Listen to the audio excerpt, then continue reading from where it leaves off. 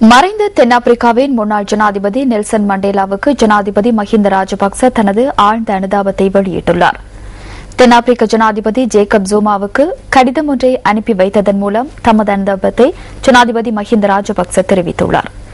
இலங்கை ஜனாதிபதி பொதுநலவாய அமைப்பின் தற்போதைய தலைவர் என்ற வகையில் தென்னாப்பிரிக்காவின் முதன்மை மிக்க தலைவரின் மறைவு தொடர்பாக அந்நாட்டு ஜனாதிபதி, அரசாங்கம் மற்றும் மக்கள் உட்பட மண்டேலாவின் குடும்பத்தாருக்கும் தமது கவலையை தெரிவிப்பதாக ஜனாதிபதி மஹிந்த ராஜபக்ச அனுப்பி வைத்துள்ள கடிதத்தில் குறிப்பிடப்பட்டுள்ளது. நெல்சன் மண்டேலாவின் தலைமைத்துவத்தினால் தென்னாப்பிரிக்கா 1994ஆம் ஆண்டு மீண்டும் பொதுநலவாய அமைப்பில் இணைந்து கொண்டது. இதன் காரணமாக அந்த அமைப்பு மேலும் வலுப்பெறுவதற்கு சந்தர்ப்பம் கிடைத்ததாக ஜனாதிபதி அந்த கடிதத்தில் நினைவு கூர்ந்துள்ளார். நெல்சன் மண்டேலாவுக்கு தெரிவிக்கக்கூடிய மேன்மை தங்கிய கௌரவமானது பொதுநலவாய அமைப்பின் சிறப்புகளான பன்முகப்படுத்தப்பட்ட ஜனநாயகம் மற்றும் ஐக்கியத்துவம் என்பவற்றை பாதுகாப்பதாகும் என ஜனாதிபதி அந்த கடிதத்தில் சுட்டிக்காட்டியுள்ளார்.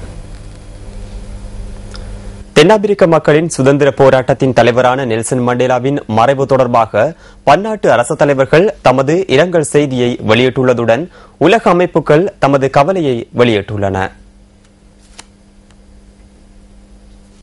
To the people of South Africa, we draw strength from the example. தென்னாப்பிரிக்கர்களின் யதார்த்தமான நல்லிணக்கம் மற்றும் எழுச்சியின் முன்னுதாரணங்களால் நாம் வலுவடைந்தோம். சமாதானத்தை பெற்றுக்கொண்ட தென்னாப்பிரிக்கா உலகுக்கு முன்னுதாரணமாக திகழ்ந்தது. இந்த தலைவர் தான் நேசித்த தனது இனத்துக்கு பெற்றுக் கொடுத்த வெகுமதி இதுவாகும். மற்றொரு மண்டேலாவை இனியொரு காலம் எம்மால் காண முடியாது. வைராக்கியமின்றி அன்பினால் வழிகாட்டி தீர்மானங்களை நிறைவேற்றுவது குறித்து அவர் பெற்றுக் கொடுத்த எடுத்துக்காட்டுகளை கொண்டு முன்னோக்கி செல்ல வேண்டியுள்ளது. Madiba's legacy to the nation that he loved. உலகத்தை பிரகாசிக்க வைத்த ஒளி அணைந்தது. நெல்சன் மண்டேலா எமது காலத்தின் வீரராக மாத்திரமல்லாது எப்போதும் வீரராக திகழ்ந்தார். சுதந்திர தென்னாப்பிரிக்காவின் முதலாவது ஜனாதிபதியான அவர் சுதந்திரம் மற்றும் நியாயத்திற்காக பெரும் துன்பங்களை அனுபவித்தவர். தனது இலக்கினை மாத்திரமல்லாது பல மில்லியன் கணக்கான உள்ளங்களையும் வெற்றி கொண்டார். அவரை காண்பவர்களுக்கு ஏற்படும் உறுதியான உணர்வானது அவரின் அசாதாரண தியாகங்கள் மற்றும் கருணையாகும். மண்டேலாவின் உறவினர்கள் மற்றும் தென்னாப்பிரிக்க மக்களுடன் பிரித்தானியர்களும் கவலையில் ஆழ்ந்துள்ளனர். உலகின் மனித உரிமை மற்றும் சமத்துவத்திற்காக முன்னின்றவரின் மறைவு தொடர்பாக நான் எனது அனுதாபத்தை தெரிவித்துக் கொள்கின்றேன். எவரும் நிறத்தை அடிப்படையாக கொண்டு தண்டனைகளை அனுபவிக்க கூடாது என்பதை அவர் எமக்கு உணர்த்தியுள்ளார். அதேபோன்று உலகத்தை மாற்றியமைக்க முடியும் என்றும் உணர்த்தியுள்ளார். இதனால் மானிட குணாதிசயங்களை உயர்நிலைக்கு கொண்டு சென்ற சிரேஷ்ட மனிதர் என்ற வகையில் அவருக்கு எனது கௌரவத்தை தெரிவித்துக் கொள்கின்றேன். அனைத்து விதமான அநீதிகளுக்கு எதிராக எழுந்து நின்ற போராட்ட வீரரும் மனிதாபிமானத்தை இருப்பிடமாக கொண்டவருமான மறைந்த நெல்சன் மண்டேலாவுக்கு முழு உலகமும் கௌரவத்தை செலுத்துவதுடன் சிரேஷ்ட மனிதரின் அர்ப்பணிப்புக்கும் மதிப்பளிக்கின்றது. மகாத்மா காந்தியின் மறைவின் பின்னர் இவ்வாறான ஒருவரை நாம் சந்திக்கவில்லை. ஐக்கிய நாடுகளின் பாதுகாப்பு பேரவை இன்று நியூயார்க்கில் கூடிய போது தென்னாப்பிரிக்காவின் முன்னாள் ஜனாதிபதிக்கு கௌரவம் அளிக்கும் முகமாக ஒரு நிமிட மௌன அஞ்சலி செலுத்தப்பட்டதாக சர்வதேச ஊடகங்கள் தெரிவிக்கின்றன. இதேவேளை நெல்சன் மண்டேலாவின் மறைவு தொடர்பில் சர்வதேச கால்பந்தாட்ட சம்மேளனம் மற்றும் சர்வதேச கிரிக்கெட் பேரவை ஆகியனவும் தமது அனுதாபத்தை வெளியிட்டுள்ளன. அடிலைட் ஓவல் மைதானத்தில் நடைபெறும் ஆசிஸ் டெஸ்ட் தொடரின் இரண்டாவது போட்டியின் இரண்டாம் நாளான இன்று மறைந்த தலைவர் நெல்சன் மண்டேலாவுக்கு மௌன அஞ்சலி செலுத்தப்பட்டது. இலங்கையின் நண்பரான மண்டேலா தனது ஆட்சிக் காலத்தின் போது இலங்கையுடன் நெருங்கிய தொடர்புகளை கட்டியெழுப்புவதற்காக செயற்பட்ட விதத்தினை மறக்க முடியாது என ஐக்கிய தேசிய கட்சியின் பாராளுமன்ற உறுப்பினர் சஜித் பிரேமதாச அறிக்கையொன்றின் மூலம் தெரிவித்துள்ளார். அரசியல்வாதி என்ற ரீதியில் மண்டேலாவிடமிருந்து கற்றுக்கொள்ள வேண்டியவை அதிகம் எனவும் அவர் சுட்டிக்காட்டியுள்ளார். உதாரண புருஷரான இவர் 20ஆம் 21ஆம் நூற்றாண்டை இணைத்ததுடன் இந்த மாமனிதரின் மறைவு மிகவும் வேதனைக்குரியது என்று சஜித் பிரேமதாச மேலும் தெரிவித்துள்ளார். பயணங்களில் இனிமை நிறைந்தது ரயில் பயணம். ரயில் பயணத்தை ரசிக்காத மனிதர்கள் இல்லை. 23 ஆண்டுகளின் பின்னர் வடக்கில் ரயில் சேவை நடைபெற்று வருகின்றது. பாதைகளும் பயணங்களும் இல்லாத சூழல்கள் மக்களை மிகவும் பாதிக்கத்தக்கவை. அசாதாரண சூழ்நிலைகளிலும் அகாலங்களிலும் பாதைகள் மூடப்படுவதும் பயணங்கள் தடை செய்யப்படுவதும் நடந்தேறுகின்றன. வடக்கு துண்டிக்கப்பட்ட பிரதேசமாகவும் மூடுண்ட வலயமாகவும் அகாலங்களை எதிர்கொண்ட பிரதேசம். வடக்கின் குழந்தைகள் ரயிலை பார்க்காமலேயே வளர்ந்தார்கள். கதைகளிலும் பாட புத்தகங்களிலும் அவர்கள் ரயிலை பார்த்தார்களே தவிர நேரில் அவர்கள் பார்த்திருக்கவில்லை. 23 வருடங்களாக ரயில் சேவை இடம்பெறாத ஒரு பகுதியே வடபகுதி. வடக்கின் ரயில் சேவைகளில் பிரபலமானது யாழ்தேவி. 1956ஆம் ஆண்டு ஏப்ரல் 23ஆம் தேதி யாழ்தேவி சேவையை ஆரம்பித்தது. கொழும்பு கோட்டையிலிருந்து காங்கேசன் துறை வரை ரயில் சேவை இடம்பெற்றது.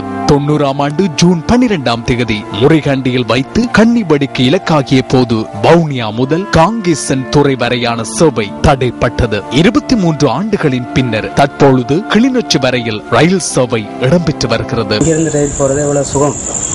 நாங்கள் யாழ்ப்பாணத்திலிருந்து வந்து வவுனியா போய் வவுனியாவிலிருந்து ரயில் எடுக்கிற நேரத்தை விட இப்ப எங்களுக்கு இதுல டைம் கூடுதலா மிச்சப்படுது. யாழ்ப்பாணத்திலிருந்து கொழும்பு செல்லும் பயணிகள் கிளிநொச்சியிலிருந்து ரயில் மூலம் கொழும்புக்கு செல்கின்றனர். ரயில் பயணத்தை விரும்பும் பயணிகள் ரயில் நிலையத்தில் நிறைந்து நிற்கின்றனர். வந்த பிறகு நாங்கள் அதெல்லாம் பயணம் செய்கிறோம். அதே மாதிரி வீட்டு திட்டங்களோ அதுகளோ ரயில் பாதைகளில் தங்கியிருந்த இடம்பெயர்ந்தவர்கள் பாதைகளில் இருந்து அப்புறப்படுத்தப்பட்டார்களே தவிர இன்னமும் அவர்களின் ஊருக்கு செல்லவில்லை. கொழும்பு கோட்டையிலிருந்து பயணத்தை தொடங்கிய யாழ்தேவி இன்னமும் காங்கேசன் துறைக்கு செல்லவில்லை. பயணங்கள் நம்பிக்கை தருபவை, காயப்பட்ட உள்ளங்களை ஆற்றவும் சிதைந்து போன வாழ்வினை துளிர்க்கவும் செய்பவை. உங்கள் வாழ்க்கை எங்கள் செய்தி. யாழ்ப்பாணம் புத்தூர் பகுதியில் பெண்ணொருவர் சடலமாக மீட்கப்பட்ட சம்பவத்துடன் தொடர்புடையதாக கூறப்படும் சந்தேக நபரின் விளக்கமறியல் நீடிக்கப்பட்டுள்ளது. மல்லாகம் நீதவான் நீதிமன்றத்தில் சந்தேக நபர் இன்று ஆஜர்படுத்தப்பட்டதை அடுத்து எதிர்வரும் 21ஆம் திகதி வரை அவரை விளக்கமறியலில் வைக்குமாறு நீதவான் உத்தரவு பிறப்பித்துள்ளார். யாழ் புத்தூர் பகுதியில் மைதிலி அமிர்தலிங்கம் என்ற பெண் கடந்த அக்டோபர் மாதம் 29ஆம் திகதி கிணற்றிலிருந்து சடலமாக மீட்கப்பட்ட சம்பவம் தொடர்பிலே இந்த சந்தேக நபர் கைது செய்யப்பட்டிருந்தார். இதேவேளை இந்த வழக்கு விசாரணை இடம்பெற்ற சந்தர்ப்பத்தில் மல்லாகம் நீதிமன்ற வளாகத்தில் சிலர் எதிர்ப்பு நடவடிக்கையொன்றை முன்னெடுத்திருந்தனர்.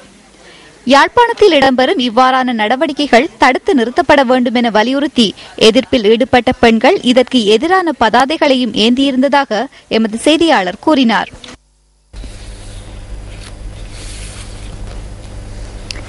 பாராளுமன்றத்தில் இன்று இடம்பெற்ற கல்வி, உயர்கல்வி மற்றும் தொழில்நுட்ப கல்வி தொடர்பான குழுநிலை விவாதத்தின் போது தமிழ் தேசிய கூட்டமைப்பின் பாராளுமன்ற உறுப்பினர் பொன் செல்வராசா கருத்து தெரிவித்த வேளையில் கல்வி அமைச்சர் பந்துல குணவர்தன குறுக்கிட்டு அதற்கான பதிலை வழங்கினார்.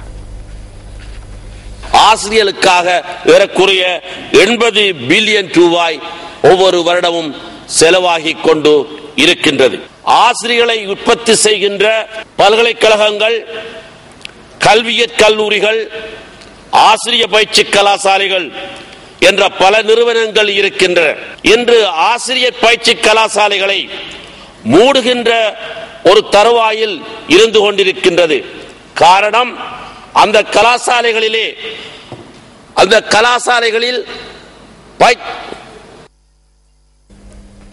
கர்வலகஸ்வெவ பகுதியில் வன அதிகாரிகள் ஆபத்தில் சிக்கிய யானைக்குட்டி ஒன்றை மீட்ட சம்பவம் ஒன்று பதிவாகியுள்ளது.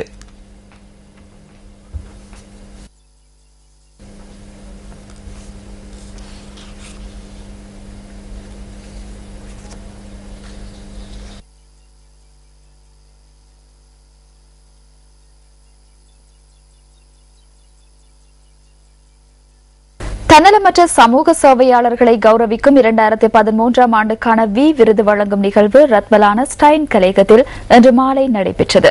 2013ஆம் ஆண்டுக்கான வி விருதை ஆனந்த குருகே வெற்றி கொண்டுள்ளார். வாய் பேசாதவர்களுக்கான தொழிற்சங்கம் மற்றும் சமூக அபிவிருத்தியை ஏற்படுத்துவதற்காக அர்ப்பணிப்புடன் செயற்படும் காலி ஹிக்கடுவையைச் சேர்ந்த ஆனந்த குருகே இந்த விருதை தனதாக்கிக் கொண்டுள்ளார்.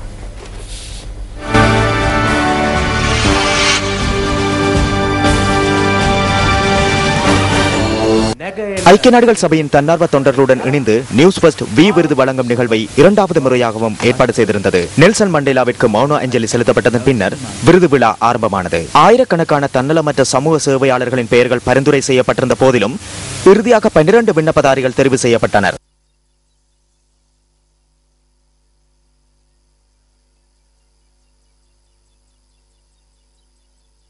இம்முறை தன்னலமற்ற சமூக சேவையாளர்கள் தவிர்த்த மேலும் 2 பிரிவுகளிலும் விருதுகள் வழங்கப்பட்டுள்ளன.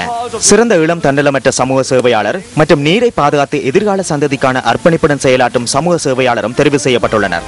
சிறந்த இளம் தன்னலமற்ற சமூக சேவையாளருக்கான விருதை அரளிய அபயசேகர வெற்றி கொண்டார். அத்துடன் நீரை பாதுகாத்து எதிர்கால சந்ததிக்காக அர்ப்பணிப்புடன் செயலாற்றும் சமூக சேவையாளராக நாளந்த பிரியந்த குமார தெரிவாகியுள்ளார். விருது தன்னார்வ தொண்டருக்கான விருது வழங்கப்படுகிறது. இத்துடன் நியூஸ் ஃபர்ஸ்டின் 8 மணி பிரதான செய்திகள் நிறைவு பெறுகின்றன. வணக்கம்.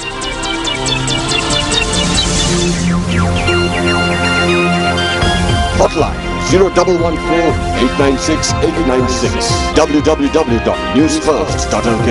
Feedback at newsfirst.lk.